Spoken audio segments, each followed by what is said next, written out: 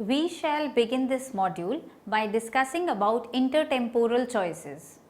Intertemporal choice is how people make decisions regarding what to consume and how much to consume in different periods. For a household with a given income, it can either consume today or save today or consume today with interest. This is intertemporal choice decision that a household has to take. Consumers choose optimally how much to consume and save over time given the path of income and the interest rate. These choices are influenced by the relative value people assign to two or more payoffs at different points in time, like the interest rate. Most choices require decision makers to trade off cost and benefits at different points in time. These decisions may be about savings, work efforts, education, nutrition, exercise, healthcare, and so forth. Since early in the 20th century, economists have analyzed intertemporal decisions using a model which assumes that people evaluate the cost and benefits resulting from a decision in much the same way that financial markets evaluate losses and gains, exponentially discounting the value of outcomes according to how delayed they are in time. Discounted utility has been used to describe how people actually make intertemporal choices, and it has been used as a tool for public policy. Policy decisions about how much to spend on research and development, health and education all depends on the discount rate used to analyze the decision.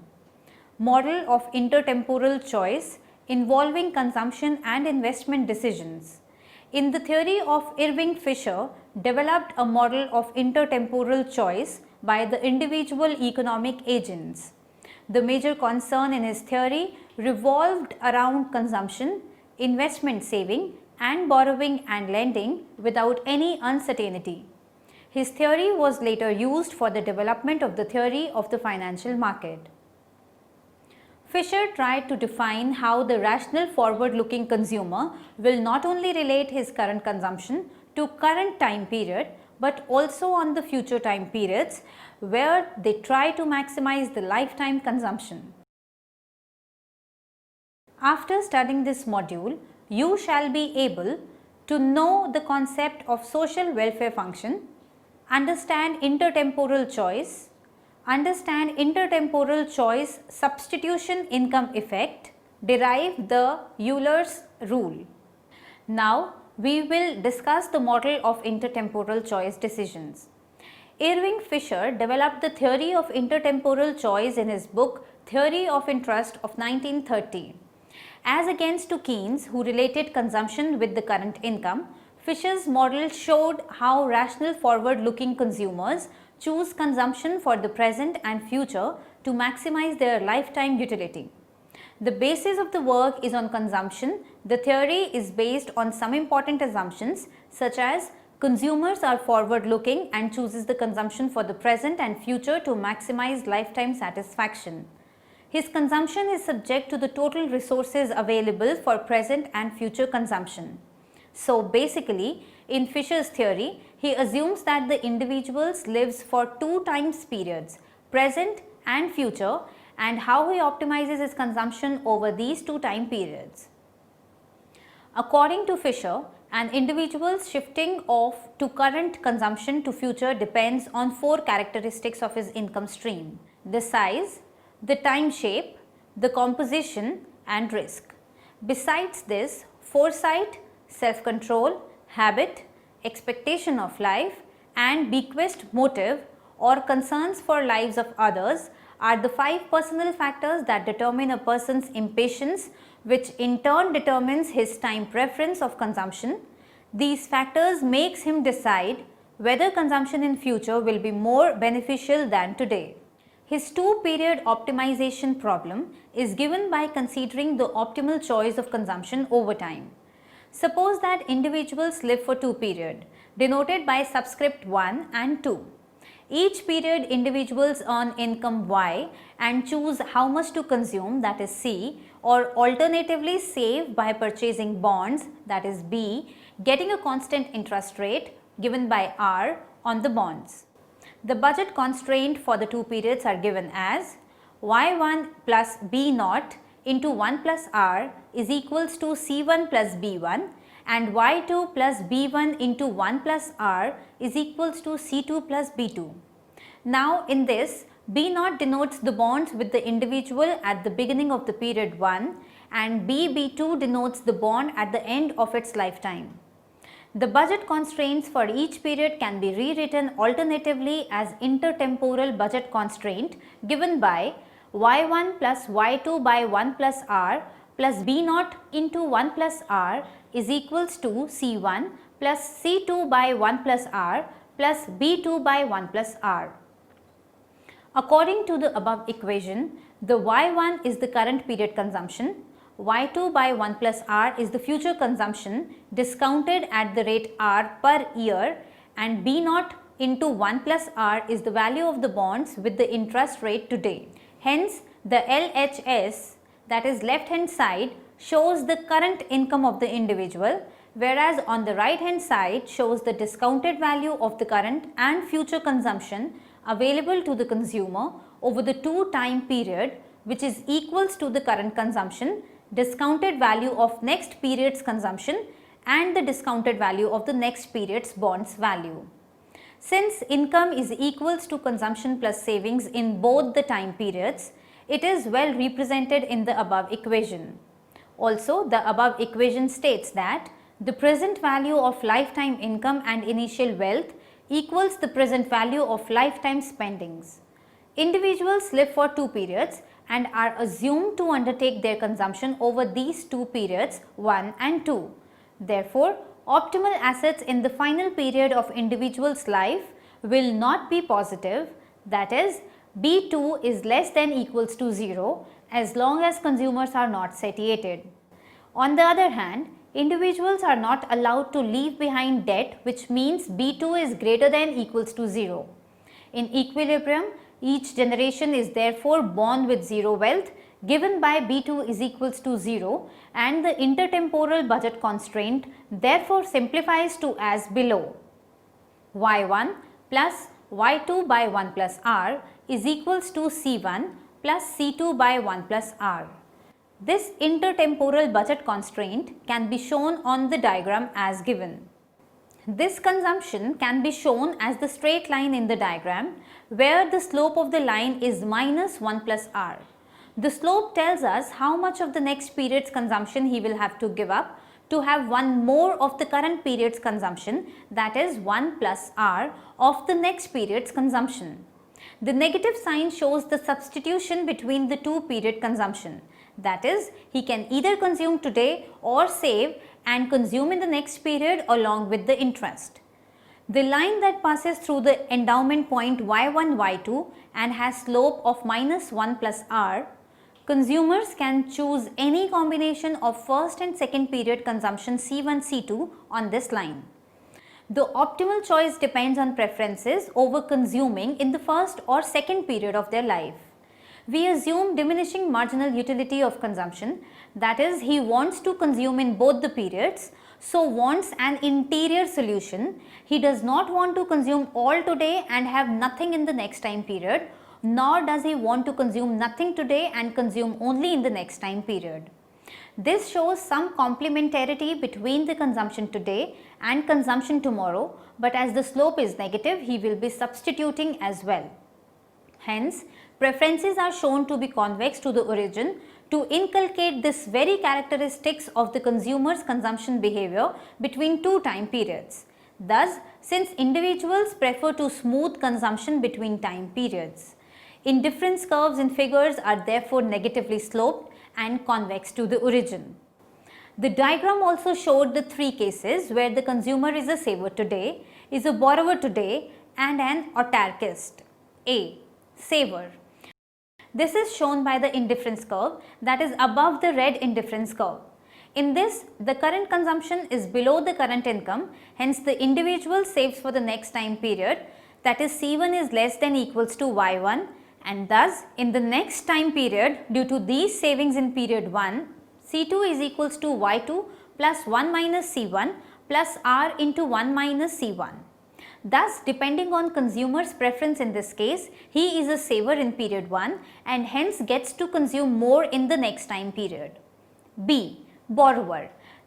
This is shown by the indifference curve below the red indifference curve. It can be seen that with such preferences, the consumer is consuming more than his current income in period 1. C1 is equals to Y1 plus B. In the next time period, he will have to pay this debt on whole as well as the interest due on it. Thus, in the next time period, the consumer will have lower to consume than his next period income as he has borrowed in period 1. C2 is equals to Y2 minus B into 1 plus R. Thus, the consumer in this case is a borrower in period 1. C. Autarkist. An autarkist is the one who is always at par, who will not shift current income for future consumption, nor will he shift future consumption for current period. Thus, there is no intertemporal savings or borrowings by an autarkist. Indifference curve for an autarkist is shown by the red indifference curve in the diagram. It can be seen in each period, respective is equals to respective consumption. C1 is equals to Y1 and C2 is equals to Y2. Hence, he is neither a saver nor a borrower in any time period. Now, how does the optimal consumption choice respond to the changes in income? It can be seen that individuals want to smooth consumption over time because of diminishing marginal utility of consumption, and they can borrow and lend freely at interest rate R. Consumption each period is therefore a function of the present value of lifetime income. PV bracket Y is equals to Y1 plus Y2 by 1 plus R in equation. An increase in income in one period only, say Y1, leads to less than proportional increases of consumption each period. However, consumption moves proportional to the changes in the present value of income. Moving on to discuss the intertemporal substitution and income effect. In this, we consider the effect of a change in the interest rate on optimal consumption choice in two periods. Substitution effect. When interest rate R rises, that is, to R dash is greater than R, implies an increase of the relative price of current period 1 relative to future period 2. This simply means that the slope of the intertemporal budget constraints tells us the opportunity cost of consuming today. When interest rate goes up, cost of consuming in period 1 goes up. This makes it relatively expensive than the consumption in the next time period. Hence, according to the substitution effect, he will substitute the relatively expensive good for the relatively cheaper good. Thus, when rate of interest goes up, he will consume less today and consume more in the next time period according to the substitution effect. Hence, it makes him substitute away from current consumption towards future consumption. This is intertemporal substitution effect, which leads to a fall in current consumption and increase in future consumption, increase in savings. The diagram depicts the intertemporal substitution effect as follows. In the diagram, initially the interest rate is R, and according to the given consumer preferences, initial optimal is at C1 star, C2 star, with the slope of the budget line given as minus 1 plus R. Now, when the interest rate goes up to R dash, we see that the slope of the intertemporal budget constraint will change.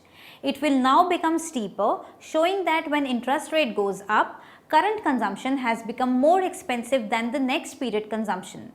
To get the exact substitution effect, we pivot the next intertemporal budget constraint at the original optimal, making it steeper at C1 star and C2 star. We see that the individual's preference has moved up to a higher indifference curve where the current consumption has decreased and next period's consumption has increased to C1 dash and C2 dash. Income effect. Income effect means how the consumer will change his consumption depending on the fact that real income has changed. Here we use the definition of normal and inferior good. For a normal good, we have positive income effect, and for an inferior good, we have a negative income effect. We consider consumption in both the periods as normal goods. So, when interest rate rises, consumer's real income rises, Thus, his intertemporal budget constraint will shift out with slope as minus 1 plus R dash. Since both the period consumption is a normal good for him, he will want to increase the consumption in both the time periods. So, from C1 dash, C2 dash, he will increase his consumption of both the periods. Hence, consumption in period 1 as well as in period 2 both rises.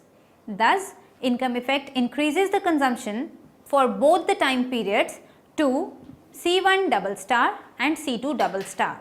Thus, we can see the effect of interest rate rising on the current consumption and future consumption. In period 1, substitution effect led to a fall in the consumption of this period, while income effect led to a rise in the consumption in this period. Since both the effect for period 1 move in opposite direction, the result is ambiguous. That is, we cannot say whether in period 1 has consumption finally increased or decreased. But for period 2, the result is an unambiguous rise in the consumption in that period. The substitution effect and the income effect for period 2 has moved D in the same direction, hence effectively leading to a rise in the consumption in the next period. For the aggregate economy, only the intertemporal substitution effect is relevant since there is no net saving or borrowing in equilibrium, as will be explained later.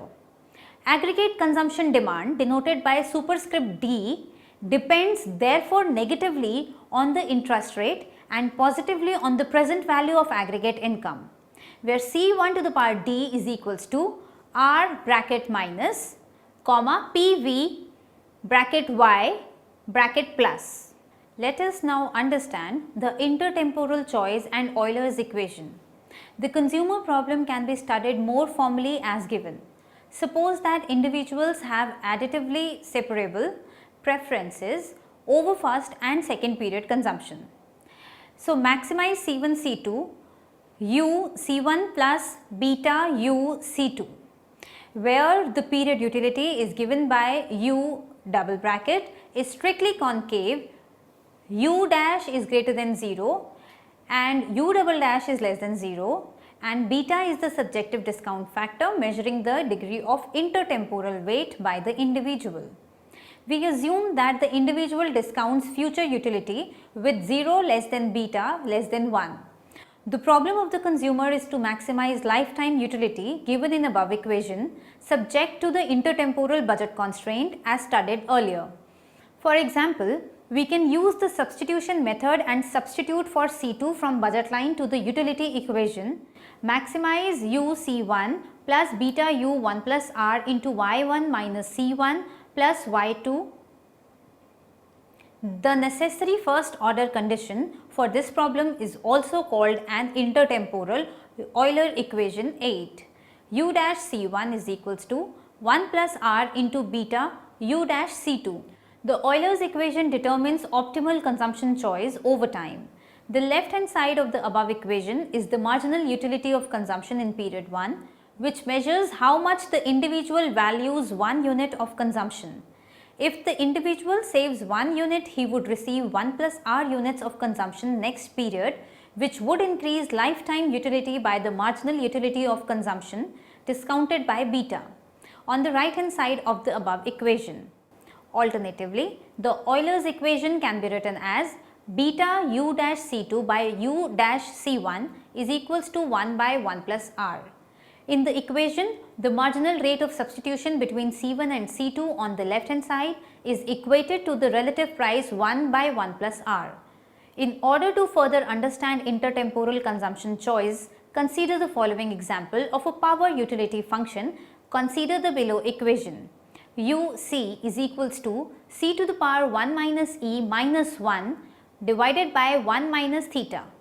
In the equation, the parameter theta is greater than 0, controls the curvature of the utility function, and 1 by theta measures the constant intertemporal elasticity of substitution of consumption between time periods. Utility function in above equation is also called isoelastic utility function. The marginal utility of consumption in this case is simply u dash c is equals to c to the power minus theta, and the Euler's equation becomes c2 by c1 to the power theta is equals to beta into 1 plus r. To interpret this condition, rewrite the discount factor as beta is equals to 1 by 1 plus rho, where rho is greater than 0 is the rate of time preference. For small changes in consumption, delta C is equals to C2 minus C1.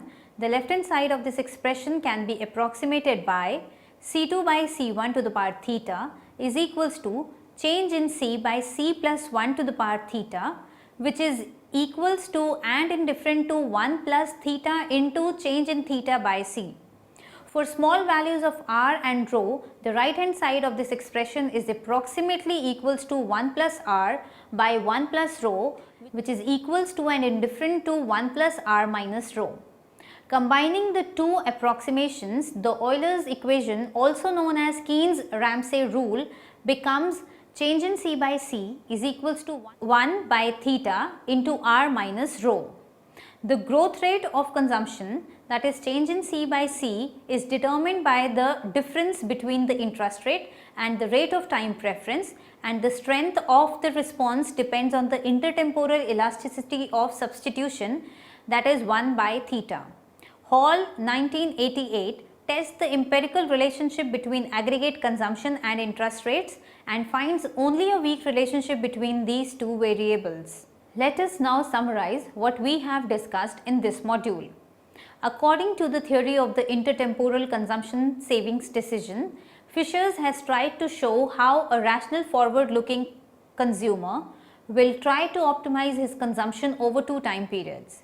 He took consumption in both the periods to be as normal goods, and hence the preferences between these two as convex to origin, thus showing some substitution between consuming today and consuming tomorrow and two also.